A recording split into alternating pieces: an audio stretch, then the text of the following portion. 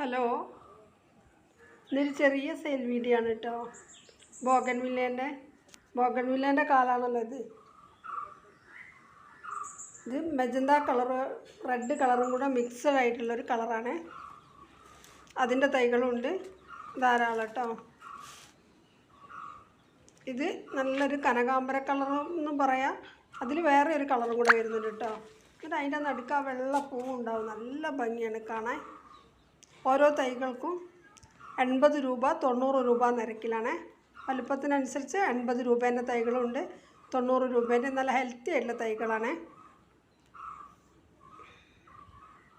നല്ല ഭംഗിയാണ് ഈ കളറ്. നല്ല ഹെൽത്തി ആയിട്ടുള്ള വലിയ തൈയാണ്.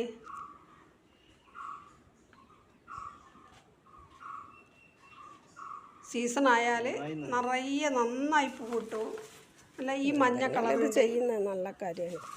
ഇത് 80 രൂപയാണ്. ഇതിൻ്റെ വലിയ തൈകളുണ്ട് കേട്ടോ. വലിയ തൈകൾ 100 രൂപ 90 രൂപ നിരക്കിൽ നൽകുക. ഇത് ഹെൽത്തി ആയിട്ടുള്ള തൈയാണ്. ഇത് 90 രൂപയ്ക്ക് നൽകും കേട്ടോ. അല്ല 80 രൂപയ്ക്ക് നൽകുക. ഇത് വെള്ളയല്ല കേട്ടോ. വെള്ളയിലൊരു പിങ്ക് ഷെയ്ഡ് വരും കേട്ടോ. ഇതിൽ നല്ല ഭംഗിയാണ് കാണാൻ. ഇത് വയലറ്റ് കേട്ടോ. ഇത് മുട്ട വിരിഞ്ഞ് വരുന്നേ ഉള്ളൂ, പൂവായിട്ടില്ല. ഇതിന് 100 രൂപയാണ്. ഇത് വലിയ തൈയാണ്. ഇതാ വയലറ്റ് മുട്ടിട്ടിട്ടേ ഉള്ളൂ കേട്ടോ. വിരിഞ്ഞിട്ടില്ല, വിരിഞ്ഞ് വരുന്നേ ഉള്ളൂ കേട്ടോ. ഇതിൻ്റെ മുമ്പ് കുറേ തൈകളുണ്ടായിരുന്നു, അതൊക്കെ ചിലവായി. മറ്റേലൊക്കെ പൂട്ട് വരുന്നതിനനുസരിച്ച് ഞാൻ വിൽക്കാൻ വേണ്ടിയിട്ട് മാറ്റി മാറ്റി വയ്ക്കുകയാണ് കേട്ടോ. നല്ല ഹെൽത്തി ആയിട്ടുള്ള തൈകളാണ്. ഇത് മജന്ത കളറെന്ന് പറയാൻ പറ്റില്ല. മജന്ത കളറും റെഡ് കളറും കൂടെ ഒരു മിക്സഡ് ആയിട്ടുള്ളൊരു കളറാണ്. അതിൽ ആ വെള്ളപ്പൂവും കൂടെ വിരിഞ്ഞാൽ നല്ല ഭംഗിയാണ് കേട്ടോ കാണാൻ.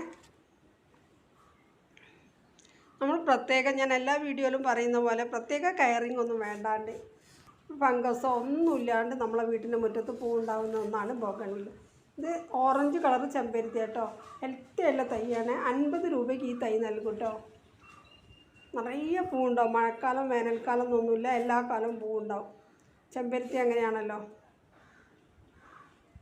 സീസണൽ ഫ്ലവർ ഒന്നുമല്ലല്ലോ, എല്ലാ കാലങ്ങളിലും പൂവുണ്ടാവും. ബോഗൺവില്ലേൻ്റെ കുറേ തൈകളുണ്ട് കേട്ടോ. വലിയ തൈകൾ വേണ്ടവർക്ക് വലിയ തൈകളുണ്ട്, ചെറിയ തൈകൾ വേണ്ടവർക്ക് ചെറിയ തൈകളുണ്ട്. ഇനി ഒരു ദിവസം 2 ദിവസം നനച്ചിട്ടില്ലെങ്കിൽ ഒരു കുഴപ്പമില്ല. പൂവില്ലാത്ത കാലത്ത് 2-3 ദിവസം കൂടുമ്പോഴൊക്കെ ഒരിത്തിരി വെള്ളം കൊടുത്താൽ മതി. പൂവുള്ളപ്പം പിന്നെ 1-2 നമ്മൾ നനച്ചില്ല. ആ പൂവ് തൊഴിഞ്ഞു പോകുന്നതുകൊണ്ട്, തൊഴിഞ്ഞു പോവില്ലേ, അതുകൊണ്ട് നമ്മൾ ലേശം വെള്ളം എന്നും കൊടുത്താൽ നല്ല കാര്യമാണ്.